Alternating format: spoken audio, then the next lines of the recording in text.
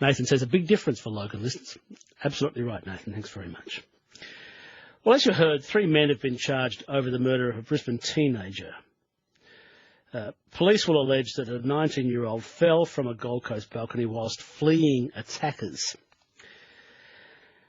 Now, this is not the first time we've heard stories of people falling to their death from balconies on Gold Coast high-rises. How common is it? My perception is that it's increasing. Dr Terry Goldsworthy is a former cop, and he's also these days Associate Professor of Criminology at Bond University. Terry, how common is death, what do you call it, by misadventure or by falling out of Gold Coast high-rises? Yeah, look, Steve, I can't give the details for the Gold Coast specifically, but certainly the ABS, when you look at causes of death in Australia, gives us some data, and it captures falls. You have to dig into it a bit because it's got falls from a ladder, fall from stairs, etc. But if you look at fall from a building or falling from a cliff, for instance, which would be the ones we're looking at and talking about today, they make up about 0.1% of overall deaths. So it's quite a small number. Insignificant. Yeah. I mean, more significant people who die, I guess, but in terms of the general population and the deaths within that population, insignificant in terms of numbers. In terms of media reports, we keep hearing in the media where someone fell, slipped, or was possibly pushed to their death. You've investigated crimes of this nature as a detective. Is there one in the past that you can tell me about that sort of highlights sort of what's occurring on the Gold? Look, it's quite difficult. The Gold Coast, by its very nature, has a large number of high-rise residential buildings, so it's probably the type of environment where this may occur more. But, these type of events where you're talking about criminal and non-criminal, I mean, we can have non-criminal falls, and then we have the ones that we deem murders or manslaughters. If you're talking about murders, they're less than 1%. For instance, the latest homicide report for Australia that came out a couple of weeks ago showed that out of 202 victims, only 2 of them were pushed. It's quite low numbers, and they are difficult investigations because in a lot of the cases, the only person who is left is the other person in the unit when the death happened. The case on the weekend, there seem to be a few more witnesses, but certainly most of the time you're dealing with the suspect, perhaps, and you've got a crime scene. You've got to try and interpret and gain what forensic evidence you can from the crime scene. My listeners would recall the Gable Tostee case. Can you recap what happened with that and what the final outcome of that case was?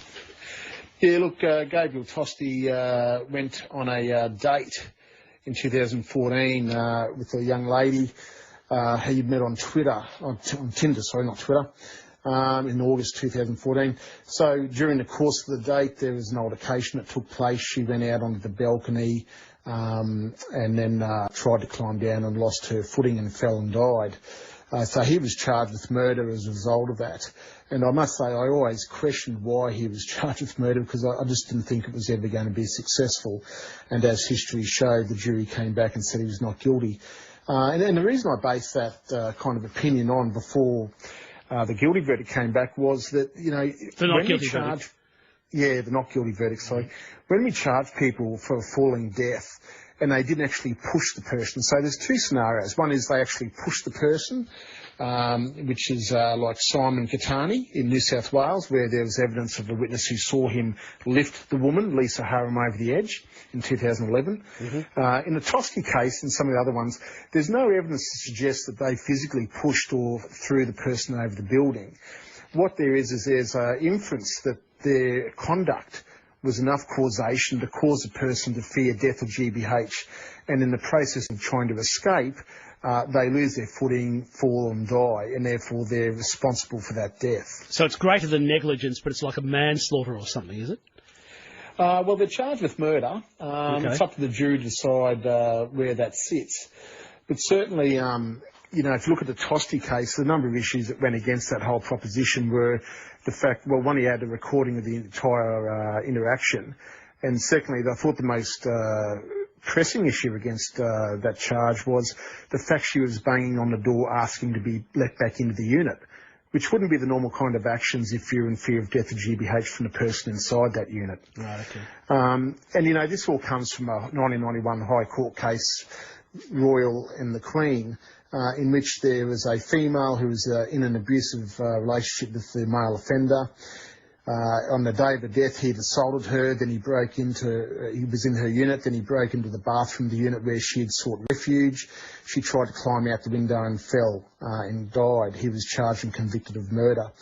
The High Court held that his appeal against that conviction failed because if you cause someone to fear death or GBH, or grievous bodily harm, I should avoid the police talk, grievous bodily harm, and they die trying to escape, then you are held liable for that death the same as though you would push them. Okay, so there's a case history, so a person who creates fear is then liable for death if someone falls. Yeah, they're liable as if you had caused the death. Okay, all right. Is technology changing the way these cases are dealt with? You said they're difficult to sort of get a handle on sometimes when you've got to survey the crime scene. Yeah, look, they are difficult. If you look at the advances in, the fields of looking at physics, etc., and things like that is one area of technology. Certainly, the police would be going and getting expert opinions as to how the fall will have occurred, where the person landed in relation to where they potentially fell from, those type of things to see whether they jumped, pushed, or just fell through misadventure. And look, I think there's a fair bit of that involved in some recent cases, for example, in South Wales, where they charged someone with a hate crime recently for a cliff fall that had been written off as just being a misadventure. So, the advances in forensics, interpretations of physical crime scenes are all helping. Technology such as I outlined there with Tostee recording his interaction, but for that interaction being recorded, I suspect he may have been found guilty. Technology in various aspects is coming in to assist police more and more as we move on. I really appreciate your help, Terry. Thanks so much. No worries. Thanks, Steve. Terry Goldsworthy. Dr Terry Goldsworthy is a former police officer. And these days, he's a criminologist, associate professor of criminology at Bond University.